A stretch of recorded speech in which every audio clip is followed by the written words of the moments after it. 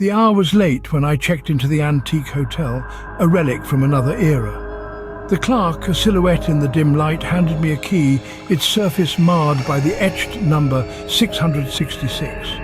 An eerie chill ran down my spine as I navigated the shadowy hallway, each footstep echoing with a hollow resonance. The door creaked open, revealing a room where a cold draft hung in the air, despite the sweltering summer outside. The room number 666 echoed ominously in my mind as I settled onto the creaky bed. As I lay there, a sudden realization struck me. The shadows in the room seemed to be alive. They twisted and writhed, elongating into grotesque skeletal forms that danced across the walls. I tried to convince myself it was just the flicker of the street lamp outside playing tricks on my eyes. But the shadows, they whispered sinister secrets, murmuring inaudibly, as if sharing tales of a past long forgotten. A chill of unease crept up my spine, casting a dread that gnawed at the edges of my mind.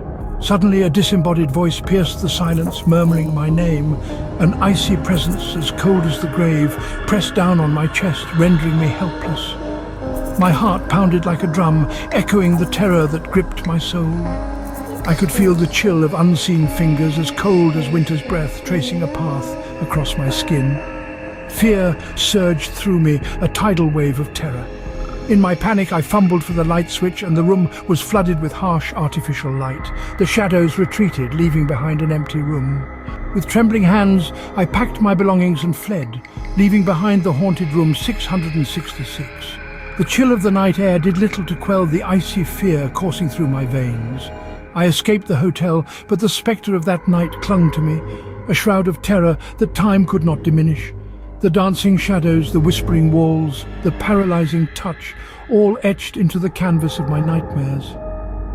That night in room 666 remains etched in my memory, a chilling reminder that some horrors cannot be explained or escaped. Imagine a campsite nestled in the heart of an ancient forest, its beauty deceptive, masked by an unsettling silence. As dusk settles, the trees seem to close in, their twisted shadows dancing eerily in the fading light. A group of friends gathers, their laughter around the crackling campfire, only a thin veil for the unease that lingers in the air. The laughter fades, the smiles falter. Then a bone-chilling wind sweeps through, extinguishing the fire, plunging the forest into an oppressive stillness. From the inky blackness, faint whispers emerge, growing louder with each passing moment.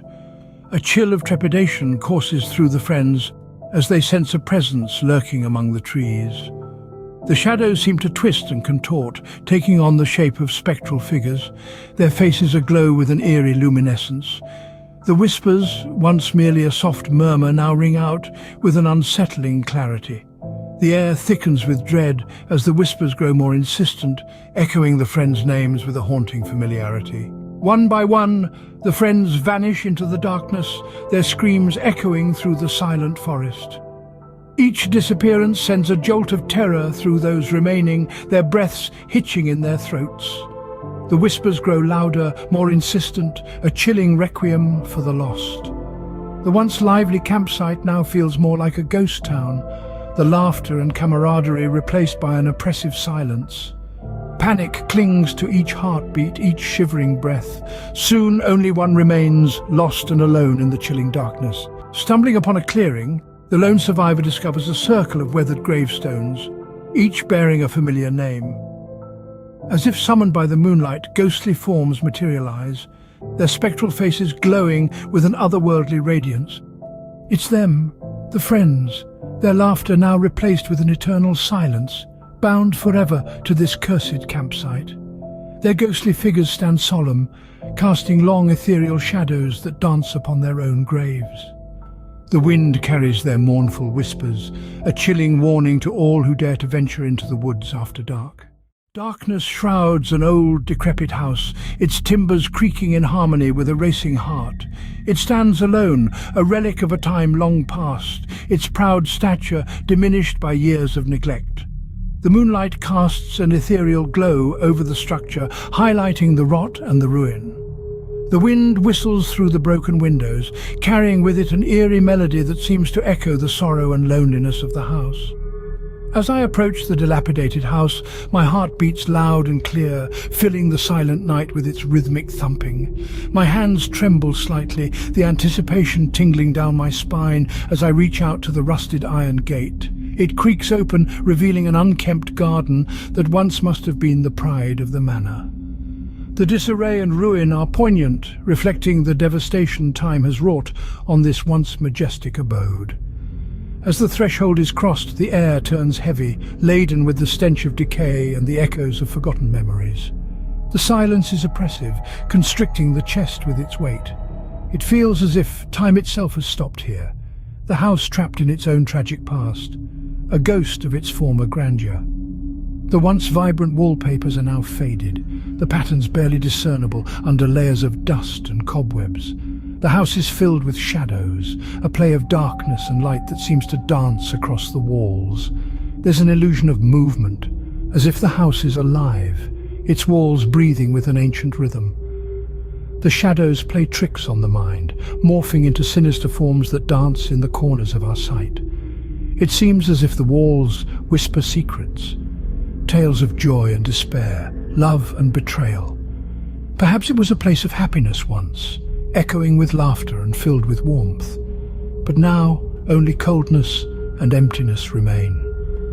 The house seems to mourn its lost glory, its silence broken only by the soft sigh of the wind as it sweeps through the hollow halls.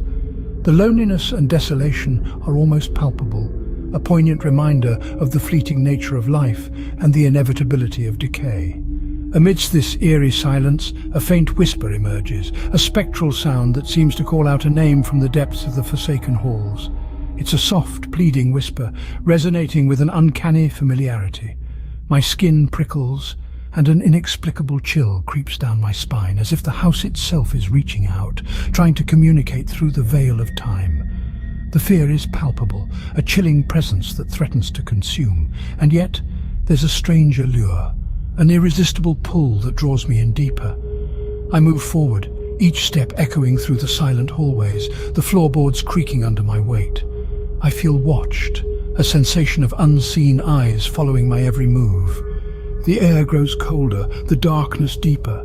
A chill shivers down my spine, the house seems alive, whispering my name. A groaning staircase looms ahead, each step an echo of foreboding in the suffocating silence.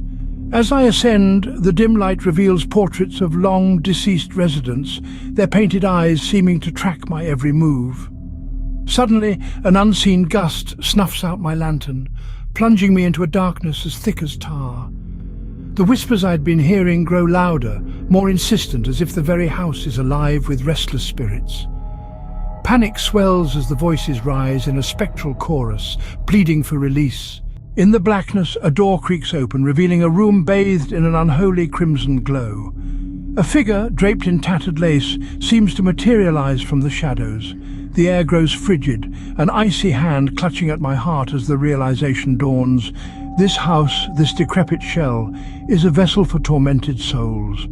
A spectral prison, bound by a force as sinister as the figure before me. The figure's hollow eyes lock onto mine, its hunger for the living palpable. A surge of determination fuels my flight, the wails of the damned echoing in my wake.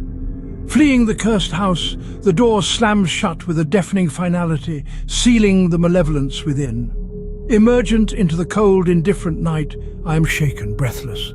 A vow forms on trembling lips, a solemn promise never to return to the forsaken halls of the spectral prison. The memory of the spectral abyss lingers, a chilling reminder of the tormented souls trapped within its walls.